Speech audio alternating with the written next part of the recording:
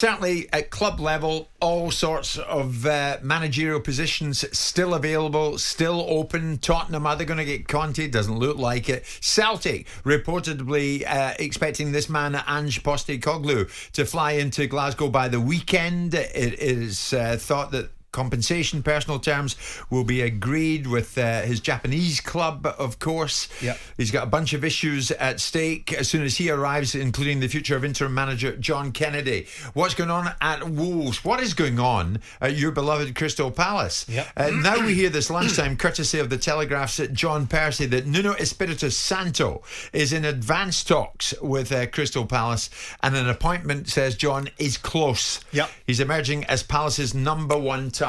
That makes you happy, doesn't it? Well, it was certainly the case a week ago that people were very optimistic about that appointment. Then all of a sudden, out of left field, Everton came in with the developments over Ancelotti, and it was being led to believe that he was more likely to go to Everton.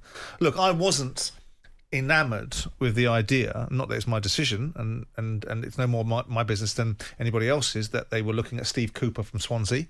I felt that was maybe not the right decision for a variety of reasons.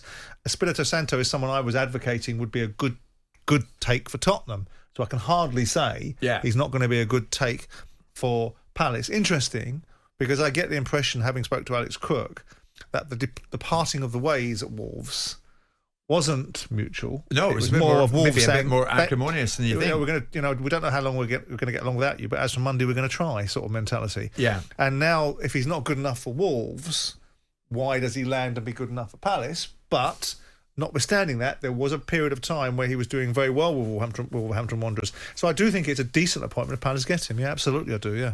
The thing that surprises me, Simon, is the time that all this has taken. If Celtic get the man, this Postecoglou, it's over 100 days since Neil Lennon departed the scene. We're talking about 3 weeks ago. Nuno departed Molineux with Wolves.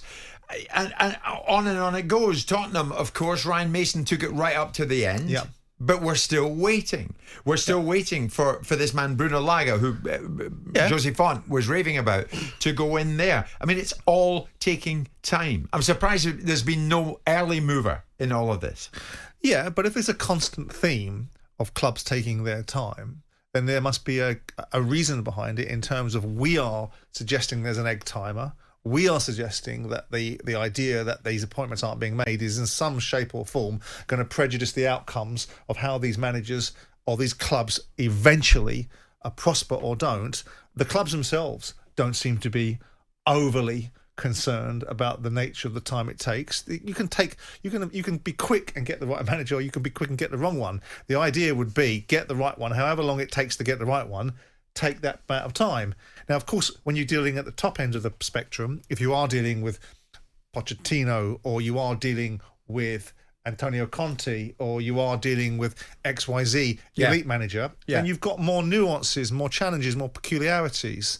You've got more convincing to do, which is quite galling at times when you're actually giving somebody a job and then trying to convince them to come and do it because they're in a position as an employee that the club itself almost becomes secondary to the manager and how important he is. And then the situation with Palace might be slightly different, where Espirito Santo will be looking at as much of an opportunity for him as it is for the club, in terms of going to Palace from Wolves might be seen as a decent move because it's London, a different dynamic, a different feel. Maybe the Americans want to go again. Maybe there's an opportunity for him to continue to build his resume, and a London club might help him do that, with no disrespect intended to the Midlands. So I look at it and say, look, what's going on in the world, really? We're on June the 8th. The Euros are coming up. People are consumed by that. Employing a manager right now and doing it today satisfies and satiates the demands that we have sitting here talking about it, but might not do that much for the club. Yeah. Am I right? If he's the wrong one. Am I still not right in thinking that if you were at the top of the house at Palace, you would have gone for Sean Dyche?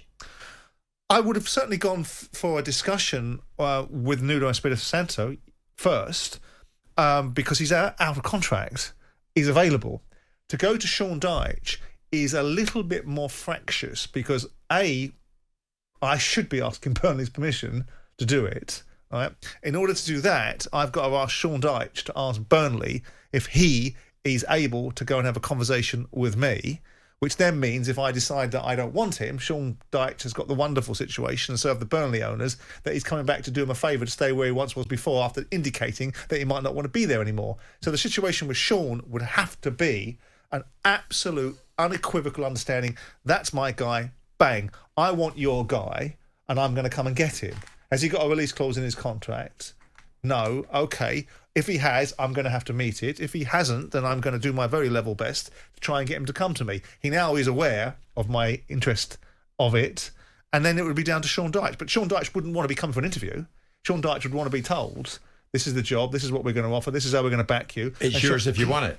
Yeah, but that puts Sean in an invidious position, doesn't it? Because currently, unless he gets that kind of position, and then you're in a situation where you're saying, Sean Dyche's job at Burnley, by perception, is great, and I like what he's done, but I don't know Sean Dyche to drop him into the mix. Besides, I've seen him at a few football games. I like the way his Burnley team have set up in terms of how they've been competitive in the Premier League and retained their status, when lots of people would have suggested that they should have gone down or be potential candidates year on year to go down.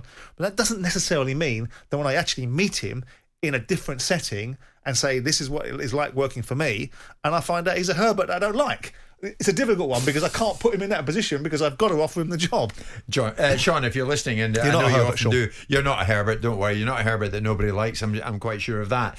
I think at the end of the day, from what we're hearing from John Percy, the Telegraph this lunchtime, it is edging ever closer for Nuno Espirito Santo in at Crystal Palace, and that would be an appointment that you would give the thumbs up to. You'd be comfortable with that. Well, why not? I mean, he's an established Premier League manager of sorts, been there with Wolves. Okay, he's run his course at Wolverhampton Wanderers. Decent, strong, looked like he was going to do things with Wolves. Once upon a time, we were talking about Wolves really being a significant force in the Premier League. Well, they've been half decent for the 3 years that they've been there, so there's no reason to assume that Palace haven't made a reasonable decision if it is indeed this fella. One time in all of this, we'll be talking about Sean Dyche moving. I mean, it always seems to be that he's always at the heart of the matter when it comes to the discussion. That's up to Sean as well, you know. But Sean doesn't move. It's up to Sean as well. I mean, if Sean's going to sign a new contract with Burnley, then Sean's taking himself out of commission, isn't he? If Sean wants the decision to be made, then he has to perhaps put himself in the way of it and make himself available and really put himself front and centre and run the risk and run the gauntlet of disenfranchising the people that Burnley are the owners of Burnley. Because at this moment in time, I think Burnley's in a precarious position. The way that club's been bought by these owners with other people's money, what's keeping them in a division is Sean Dyche's management, alongside the backing that Sean gets.